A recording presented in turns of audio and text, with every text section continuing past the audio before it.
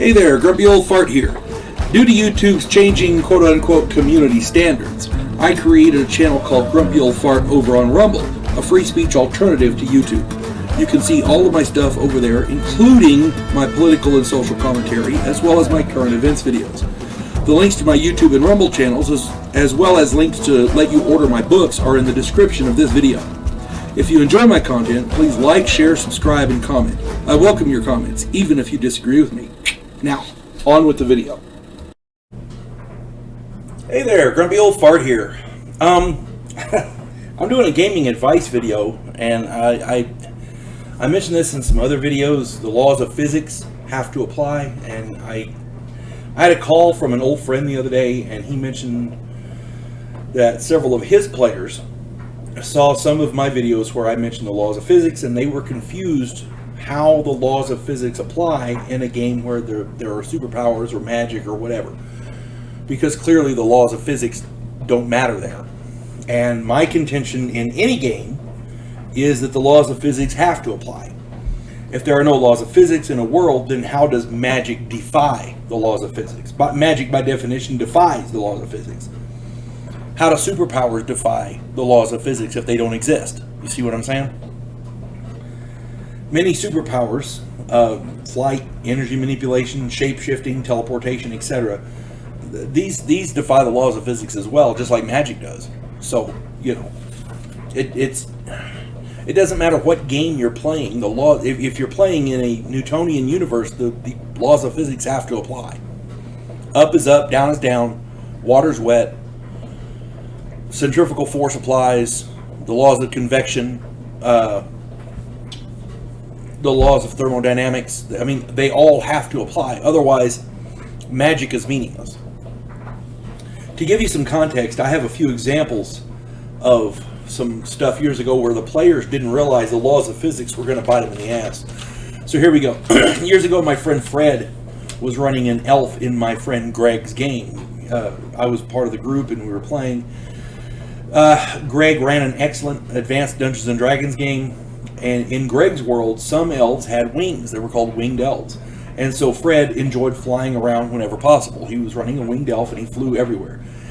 He developed a unique way to attack human-sized beings. He would lasso their head on the way by and use centrifugal force to rip their heads off. And it worked pretty good, you know.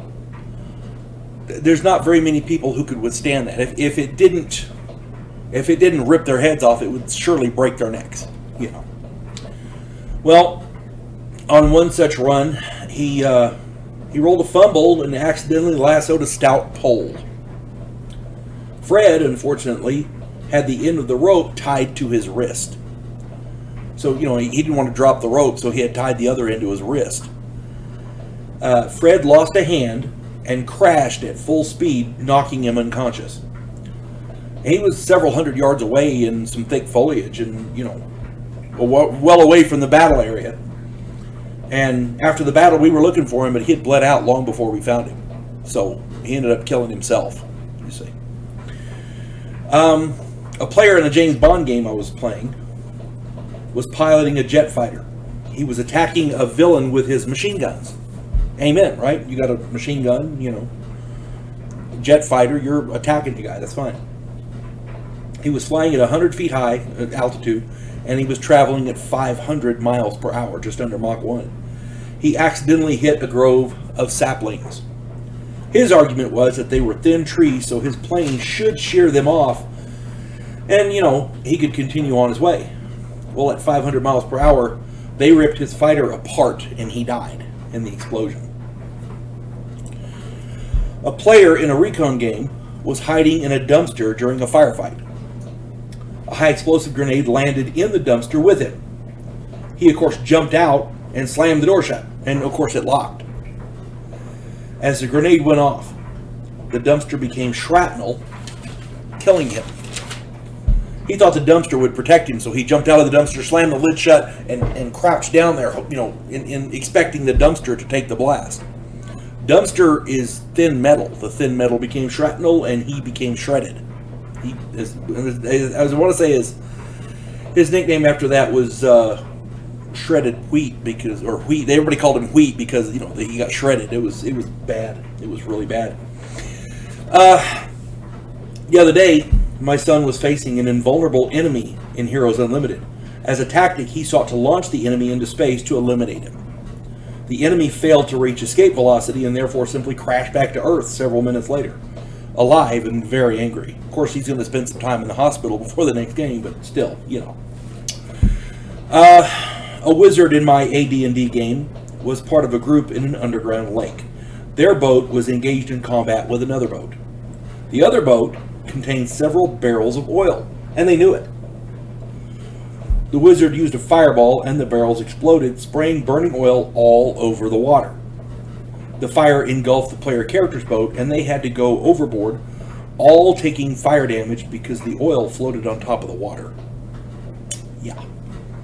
They thought that the water would put the fire out, and oil floats on top of the water, and the oil was burning. So it lasted quite a while. A player in Heroes Unlimited could throw lightning bolts. They were having a battle on a set of metal bleachers, and he decided to shoot a lightning bolt at an enemy who was wearing an armored exoskeleton, kind of like Iron Man. The electricity traveled through the armor into the metal bleachers and electrocuted the entire group of players. All the bad guys died, all the heroes died, everybody died. Don't you love that? Total party kill. And I didn't even do it. My players in Recon were angry that 50 caliber machine gun rounds, Browning machine gun, 50 caliber BMG rounds ripped through brick walls like it was tissue paper. But, you know, their argument, but it's a brick wall. My reply was, so? The only reason you haven't been hit is that the gunner can't actually see you. He knows you're in the building, he just doesn't know where.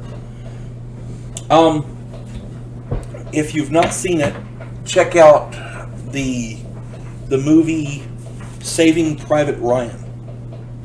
There's a scene at the beginning when they're on the beach and the German machine gunners are ripping through iron barricades. You could look online and find World War II training videos of 30-06 rounds that literally pulverize brick on their way through and hit whatever's behind them. They go through trees. I mean, it's just the high-powered ammunition like that is ridiculous, and that's not even 50 caliber. 50 caliber rounds are much more powerful. You can probably find some YouTube videos on how powerful 50 caliber rounds are. The same players in the same game, my Recon game, fired at a shed to kill the guy that they thought was inside. The player characters were 5 feet from the shed and tore into it with automatic weapons. The shed was full of dynamite and blasting powder, and they knew it. The explosion killed them all because they were standing 5 feet from the thing when it blew up. Basically what this boils down to is the laws of physics have to apply in any game, regardless of what game you're playing, what system, what superpowers or magic are involved. The laws of physics have to apply. Unfortunately, many times the player characters don't realize how the laws of physics can cook their goose as well as the enemy. Now, if I were you if you're running a game, I wouldn't use the laws of physics to, you know, just slaughter the entire group. If you can find a way out of it, do it. But the player characters, the players, have to have a healthy respect for the laws of physics, otherwise your game's not going to work out well. You know. And if a player complains about it, don't be afraid to look it up. And if you don't want to take the time right then, that's fine. Say, look, this is the ruling I'm going to make now, but I'll look it up and we'll adjust the game later in the future. But, you know, try not to kill them off if you can with that ruling. But, you know, this is my ruling now. I'll look it up and we'll figure out what it is for the future. Okay? That way we can continue playing and it doesn't take out from you don't lose the momentum of the game. You know what I'm saying? Combat is very, very finicky like that. If you lose the momentum, you lose interest in the game. You know. So anyway, like I said, laws of physics have to apply, otherwise magic is pointless. Magic, superpowers, they have to have something for the laws of physics to defy, otherwise it's not magic and it's not superpowers. It's just something people do. Hope this finds everybody well. You folks have a good day. God bless one and all. Devo Poland, a scientific representative of a pacifist race called the Gandhiri, is sent away as an exchange officer.